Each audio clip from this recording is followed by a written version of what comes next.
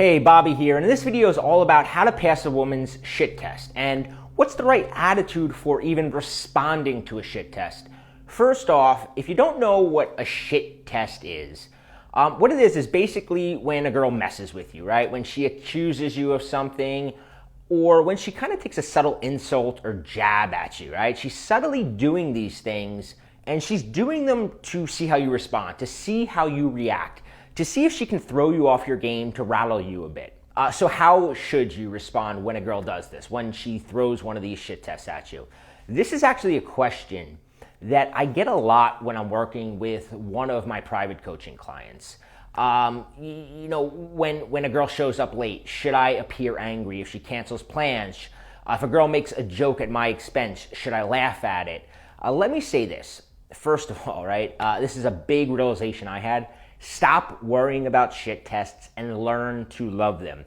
I love shit tests. I absolutely love them, and here's why you should love shit tests too. They are an easy opportunity for you to display value. Once you understand how to respond to these, it's like a girl lobs a softball at you and gives you like an opportunity to just, knock one out of the fence in creating more attraction and displaying more value. So one of the 7 mindsets that all players share is something that I call being comfortable in the gray area. I get really into that concept in my Players Paradigm audio class, but right now, what the gray area is when you're not sure if she's attracted to you, right? And she's not sure if she's attracted to you. She kind of likes you. She kind of feels something. You kind of feel something.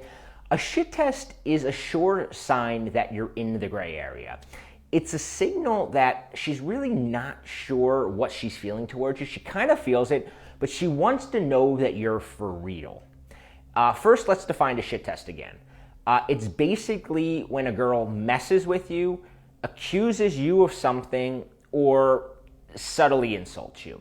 Standard shit tests that a woman will use are things like, "Oh, are you upset?" if she says something that you're upset. Or she'll say, "You're such a player, aren't you?" She'll say things like, "I'm not going to sleep with you," or "You're not my type." She might say, "I have a boyfriend." She might say something like, "Can we be just friends?" Maybe she tests you by saying, "Hold my bag for me," right? As you may have noticed, from the repertoire of women's standard run-of-the-mill shit tests is they're incredibly fixated on discerning whether or not you're a beta guy. A beta guy is a guy who doesn't get laid much, inexperienced, if at all, or a real man, right? So first let's discuss how not to respond to a shit test. How to fail a shit test 101 is let her see you stumble, right? If you struggle to respond, if you go uncomfortably silent, if you get noticeably embarrassed, you get stuck in your head, you get upset, or you immediately try to defend yourself or explain yourself or prove yourself to her, the minute you do any of that, you've just failed the test.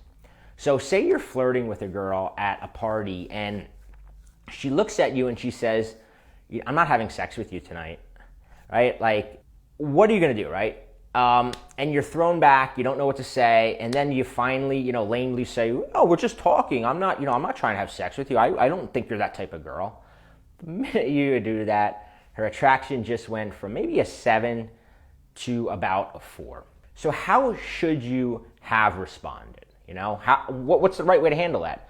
There are a handful of ways to pass shit tests, but a very simple framework to remember that'll help you pass just about any shit test that a woman throws at you is this. I call it the shit test formula. Agree and amplify. She says, "I'm not having sex with you." How do you respond? You say, "Yeah, totally not. We'll just cuddle on we'll cuddle on the couch and we'll watch Titanic." You're making a joke of it. You're agreeing with her. "No, we're not. We're going to cuddle on the couch." And then you amplify it, right? She says, "Are you using pickup lines on me?" You say, "Yeah, that was my most powerful one. Girls usually just drop their panties right there on the ground and start begging to be my girlfriend." Agree with what she's saying. Don't defend it. Agree with it and then play into it. Maybe when you ask her for her number, she says something like, "Sure, but can we be just friends? Sure, but but just friends, right? You say, sure. And you can listen to all my problems and give me rides to the airport and help me move furniture. And, you can set me up with your cute friends, even though you're secretly in love with me. See how you did there? You played into what she said. You agreed with it, and then you played into it. And when you do that, it shows that it rolled right off of you. And when we respond in those ways, a girl's attraction that might have been a 5 then jumps up to a 7. This is why being comfortable in the gray area, like I said, the gray area is that where neither one of you know what's happening, is one of the most important mindsets to have.